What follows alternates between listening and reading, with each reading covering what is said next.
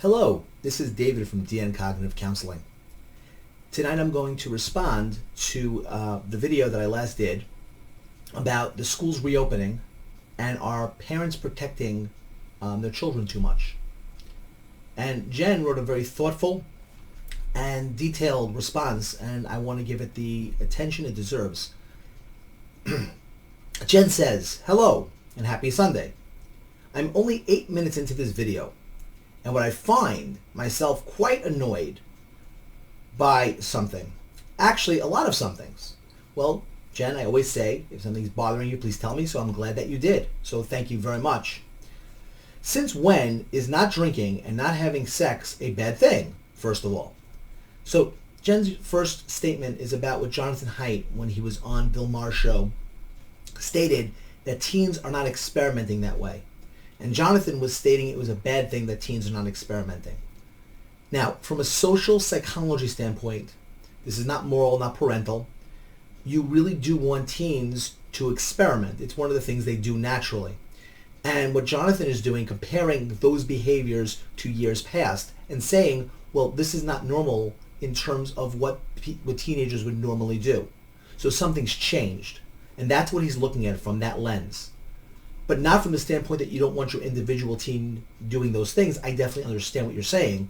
But his point is not to make a moral judgment about the behavior, but discussing how teen behavior has changed.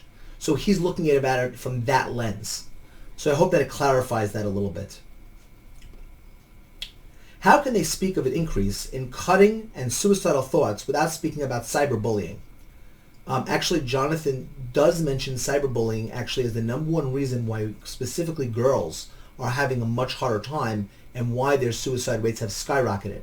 He talked about the idea that it went up 25% for boys, but 70% for girls. So Jonathan actually does make about that, and he says cyberbullying is much more damaging to girls than boys by the nature of the bullying.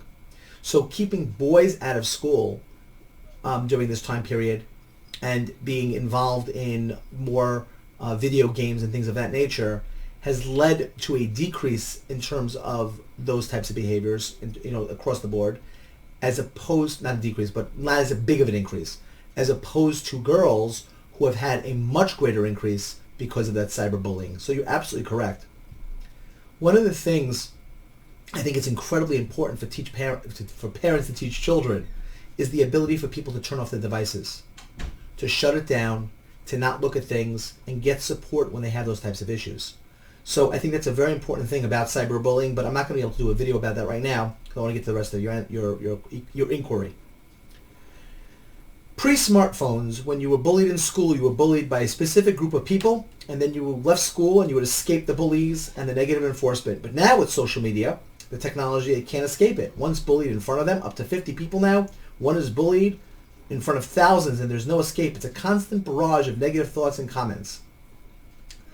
I feel like this is irresponsible to attribute this to overparenting without all the mentoring and cyberbullying, cyberstalking, and cyber threats that used to have to know and who the bullies are. Not anymore. Anyone can create an ID and say anything about someone almost with no repercussions. And because they're cowards, they find it easier to be mean without looking at someone in the face. They are more mean, and others jump on the bandwagon, hiding in their anonymity. And Jen, I absolutely 100% agree with everything that you said.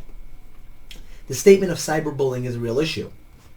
The nice part, unlike when you were being bullied in school, it's sort of like those bullies will do things to you in a physical way and do things to you. Here it's emotional. I'm not going to say only emotional, but it's emotional. And yes, you can't get away from it as long as you're tied to your social media. But if you shut off your social media, you stop the cyberbullying. Too many kids do not recognize that simple act.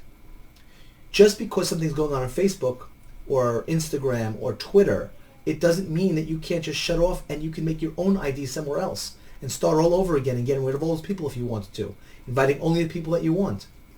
You have that capacity that people don't utilize. There's a lot of problems with the way that people use media today and the way that they are using it for self-identity, which is a huge problem. But what you bring up here is true. Jonathan is talking about both issues. He's talking about the issue of cyberbullying. He does mention it, but he also talks about the issue of parenting, which has also been studied as a problem. And they blame the helicopter parents. Actually, they blame the bulldozer parents. The helicopter parents were about 20 years ago, as if they were the ones rewriting that precedent. How about the first stupid bureaucrat who, when a parent said, how can a teacher fail my child? You're right, they shouldn't have been failed. Let's change their grade and reprimand the teacher. When the teacher said your child does this, the parent says, well, what are you doing to make my child do that? And the principal says, Miss So-and-so, don't be so hard on them. How about the principal leave no child behind? So regardless of how badly a child fails, they are prompted promoted to the next grade, knowing they didn't have the work to work for it, and knowing they didn't have to work for it. Parents are doing the best they can, and with the government providing very little protection for students safely in the educational system, so worried about leaving someone behind and passing these stupid state tests that no one takes the time to teach anymore. Parents did not do this on their own. Now, Jen, I'm going to agree with you again that parents did not do this on their own. But I will say that the reason why I started this channel to begin with, and my primary motivation, was originally for parenting. If you look back at my original videos, you will see that my videos were all about parenting. Getting traction for that was very difficult. There's very few people, it seems, interested in learning about parenting and what creates what when you do certain behaviors. You are 100% also correct that one of the problems is that teachers' authorities to hold kids back, hold them accountable for their work, to make them quote-unquote feel bad. We've learned to care more about a child's feelings than their ability, which is actually detrimental. If you tell a child over and over how amazing they are, how amazing they are, how amazing they are, and then they get into the real world and see they're not as amazing as you made them feel, that actually breeds low self-esteem. If you tell them they're a horrible person, that they're horrific, that they can't do anything, that breeds low self-esteem. So what breeds normal, healthy self-esteem is knowing your strengths and your weaknesses, being honest with your child about what they're good at and what they're not so good at. Telling them what they did that was great and telling them, that was not so great. Giving them a realistic understanding of the world and how the world's going to see them is incredibly important, which is the reason why it's very important not to lie to your kids. I know that many of you are going to hate me, but one of the things I've dealt with many kids over the years is their anger at their parents for not telling them that Santa Claus wasn't real. That fun and enjoyable experience has become resentment for a lot of kids because they felt like I was lied to. If my parents could lie to me about this, what else could they lie to me about? It's not good to deceive your children. Not to tell them how amazing they are, not to tell them how beautiful they are, not to tell them that they're the most amazing person in the world, if that's not how the world's going to see them. It doesn't mean they don't have value, because the world will see their value. But you have to tell them what their value is in a realistic way to really build self-esteem and not fake self-esteem. But Jen, I do agree that parents did not do this on their own. Teachers and what happened in schools have been horrific for kids. The idea of changing the red pen to the purple pen was absolutely ridiculous. This idea that children can't take negative criticism is also ridiculous. Children need that. It doesn't mean it should only be negative. It should come with the idea of what they're also good at, and it should become balanced. But it can't be a matter of just telling the kid, oh, nothing you do is wrong. And there is a big problem about children not being held to the standard that their effort and work is as important as whether or not they were successful. That the idea that they have to work hard is more important than whether or not they were successful in their work. We teach people it's all about success. So if you cheat on a test and you get a good grade, great, you got a good grade. But if you worked really hard in a test and got a 65, what's wrong with you? Because we look at that sometimes as opposed to recognizing that in the long run, the effort that they put in eventually is the thing that's going to be most help them in life getting ahead. Is he really comparing keeping child safe to catching a germ? And the answer is yes, he is. And what he means by that is that children have to be able to develop defense mechanisms themselves. They have to be able to tolerate when somebody's coming at them with support from parents, but not the parent doing it for them. Children have to learn how to fight their battles, and a parent has to be able to let them. to be able to root for them and be a cheerleader without fighting the battle for them. Because what ends up happening is that child doesn't know how to fight a battle at all. So actually he is comparing exactly that. And P.S., just my humble opinion, but I don't think anything in Bill's interview pertains to the COVID-19 virus, which is completely a separate issue. And you are right. He did nothing in that video to compare it to the virus. I did. And the reason why I did is that a lot of times what we were dealing with today are the numbers and the facts related to the virus. And the fact is, kids do not get affected by the virus. Not in any statistical way. And the numbers are staggering across every country. So children are not dying from it on any mass level or having any types of issues. There are more children that die from the flu than have died from COVID. That's just it's a statement of fact. So if you're going to say we need to protect children from COVID, then we should lock them away. Then every single year you should never send your children to school. Ever. Because your children may die from the flu. So we don't do that. We take the risk of sending to school for the flu. And if COVID is less than the flu, then children shouldn't be kept away. The issue becomes what happens when they're spreading it to people who are much more susceptible and could die. Their teachers, the workers that they work with them, the bus drivers. I mean, there are real issues. And that's what I was pointing out, that it's not just a matter of the kids. And then when the kids spread it to everybody else, then what's going to happen to those families? The numbers could spike up as the kids being the receptors for it spreading. And that's really something else to look at, which is why it's important to look at the other countries that have opened up or the camps that have opened up. This pandemic is uncharted territory for everyone. No one has idea what's the right thing to do because this has been unprecedented.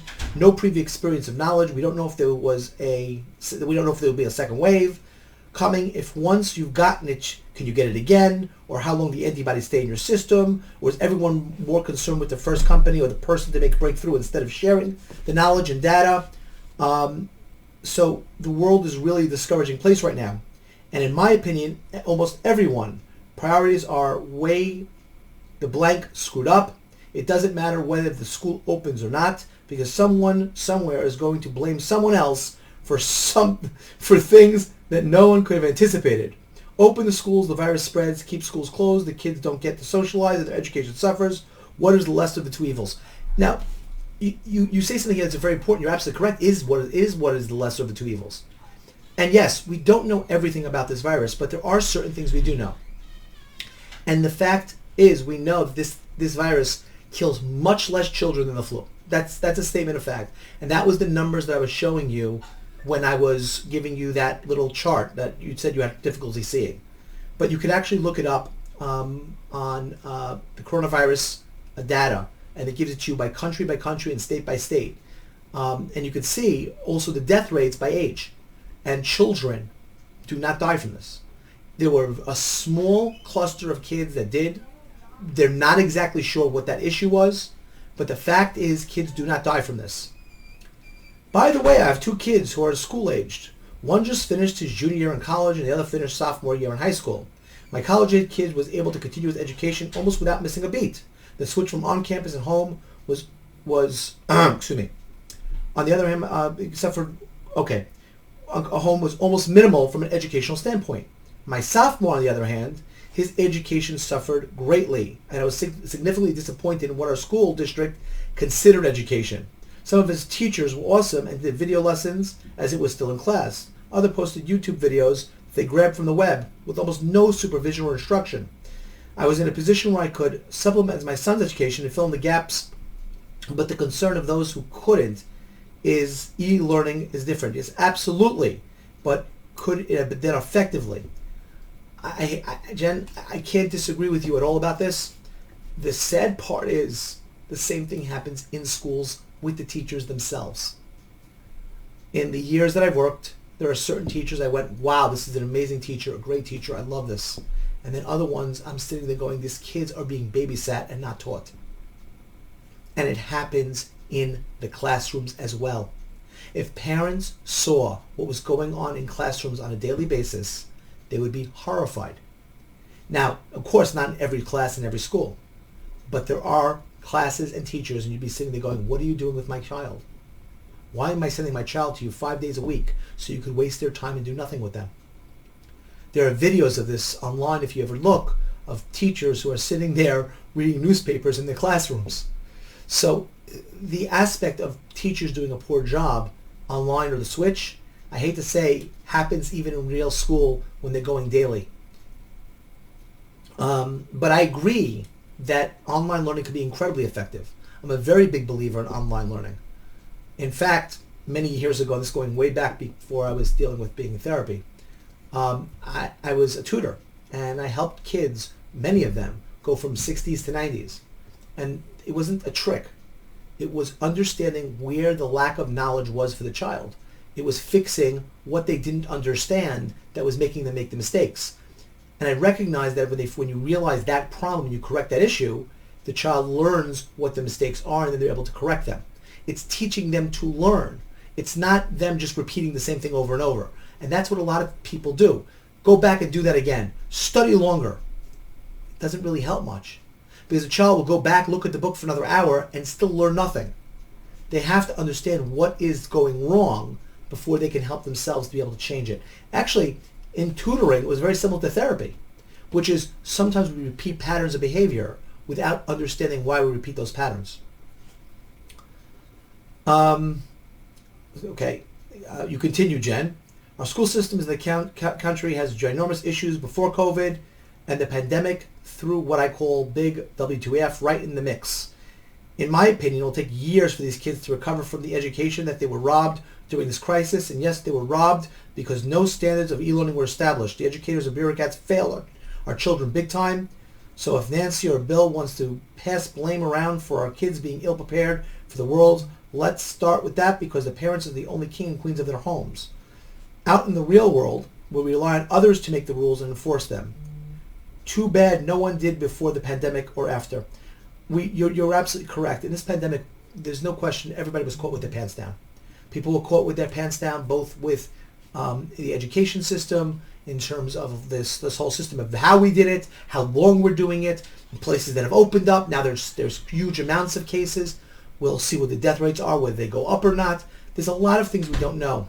But specifically speaking, we're dealing with here, right now, with the children. There are ways for them to learn, and the issue of them going back to school or not. And again, this is why I don't like the making the issue of children going back political. There are real discussions to have, how to do it, how to make people safe with the considerations. But again, this is what people do. They don't listen to each other. They make an argument. They say, I'm right, you're wrong, you're evil. And it's a horrible way of approaching things. The first thing is, you're wrong, I'm right. Not maybe I'm wrong. Maybe I could hear something. Maybe I could hear and learn something from you. It's, no, you're wrong and I'm right. And that's where the problem comes about. And that's what I was putting a point to. When Nancy Pelosi talked about the idea of wanting to open schools is detrimental and hurting the children, it's not even the correct argument. If you really wanted to make the correct argument is, if we open the schools, what effect is it going to have on everybody else who's going to get affected, and what's going to happen when it jumps and hurts other adults and kills more people? The school that I work in, the principal got COVID in March. Thank God he survived, but he was sick for a while, and it was touch and go. And the question you ask is, what happens if he's susceptible again? And will he make it a second time? So I don't know the answer to those questions, and opening up the school for the kids makes a lot of sense. For the adults, maybe not. Or, like I said, maybe a hybrid kind of idea. But the idea that they're talking about right now make even less sense. Let's take the kids in for 2 days a week, and then 3 days they'll be off and e-learn. How does that solve anything? The solutions that they're talking about doesn't even mitigate what the issues of the problems are. So it's a big problem in terms of trying to understand how do you mitigate a problem, because you're throwing things at a political wall and making political points to show that you really care and they're really mean. And that is unhelpful. And by the way, did it ever occur to anyone that maybe kids were growing up too fast and then taking a back seat would be able to be able to be kids wasn't such a bad thing. How many people from the older generation had mental issues and anxieties and just didn't talk about it because it wasn't proper to do so? Not only was it proper, it was looked at as a weakness. So most of them suffered from silence. There is nothing they hate more than bad statistics, and I find most statistics are bad. You can't compare something nowadays to something that not only didn't exist before, but wasn't reported, tracked, or recorded. When COVID-19 was first explored, there was one province in Africa that had no reported cases. I don't think you're right about that. There was one province in Africa that had, no reported cases. We all thought was a miracle, and they were doing something phenomenal. When asked how there was no cases, the reply is easy. We have no tests. I feel like they're the same thing. We are comparing apples and oranges and asking people to make judgments and assessments. In my opinion, it's not possible to any degree of accuracy and reliability. I have to disagree with you on this. There's a lot of things about COVID we don't know. The death rates of COVID, we know. Actually, let me rephrase that. We still don't know the real death rates of COVID. But we know what the higher end death rates of COVID are because they've put anything that could be a possible case into COVID. And the children are not part of it. So that we do know. So it's basically actually the one thing about COVID we actually do know on a statistical basis, and not just in America, across every country in the world. So we actually look at the stats in every country and then the world stats. So we know that for a fact in terms of the stats. I'm sorry you couldn't see the coronavirus on the number of the screens, but you could actually look it up. I will give you the way to look it up right after in a second, but I'll tell you where to look that up. So yes, the inflammatory disease that affected the kids, again, there seemed to have been a cluster of kids that had an issue, but it's not continuing, and it's not a COVID-related issue, it seems. So it might have been that they were COVID, cross-contamination in a sense. They had COVID also, but those kids had nothing to do with COVID at the end. And again, there are not more younger kids being affected. And so far, the virus is not mutating as far as we know. Now, could it mutate? Absolutely. Could this all change in a split second? Absolutely. I mean, I can't tell you it won't. But right now, it's not. And yes, you can compare. Okay, I don't think you can accurately compare campus to school, because in camps, kids spend a lot of time outside, which limits the risk of contagion factors. It is true you spend more time outside in camp, but you spend enough time indoors that with this virus and its contagion rate, you would absolutely get it. You don't need to spend that much time with the kids. They're also on buses. There's no way in the world that camp is not a good indicator for school. No way in the world. Politics have been running our country and damaging our children long before COVID-19. That is true. Politics have been a big issue. The concept should be country before party, but it's not. It's disgusting and despicable. I happen to agree. I think part of also what I've tried to do is help people to understand other people's point of view without demonizing them. Clearly, as you wrote your last sentence, I have a lot of feelings about this. And Jen, I share your feelings about this. I actually agree with you to have a lot of feelings about this. And again, I'm very glad that you disagreed with some of the things that I said. I hope that you understand the answers that I gave and why I'm saying what I'm saying. Now, again, just to quickly go through, worldometers.info gives you up-to-date daily the statistics on the coronavirus worldwide. It's again worldometers.info and coronavirus. It's very accurate, that information. It's country to country. Now, by the way, when I say accurate, it's based upon the country's report. So you're right. Suppose like China wasn't reporting many cases, you would not get those cases. You're right. You're right about that. But I don't believe that every country in every aspect in the world is lying about this. So I don't believe that that's the case. So with that being in mind, I hope that this was helpful. I hope that you liked this video and you'll hit like if you liked it. If you did not like it, please tell me what you disagree with. Tell me what your thought process is. One thing that always irritates me is when somebody just doesn't like something but doesn't say why. Again, I have no issue about somebody disagrees. Jen disagreed with a couple of things. No problem. Tell me what it is so that we can have a conversation and maybe other people agree with you. And then we'll find out. I have no problem with changing something if I see something I'm wrong about. The problem that a lot of people have is they don't want to have the dialogue. It's I'm right and I don't want to hear anything else. What I call it is pathological certainty. So again, if you like this video, hit like. If you haven't subscribed, please do, and please share. And of course, last but not least, if you'd like to become a patron to this channel, hit the link below. And I thank you very much. Have a good night and good mental health.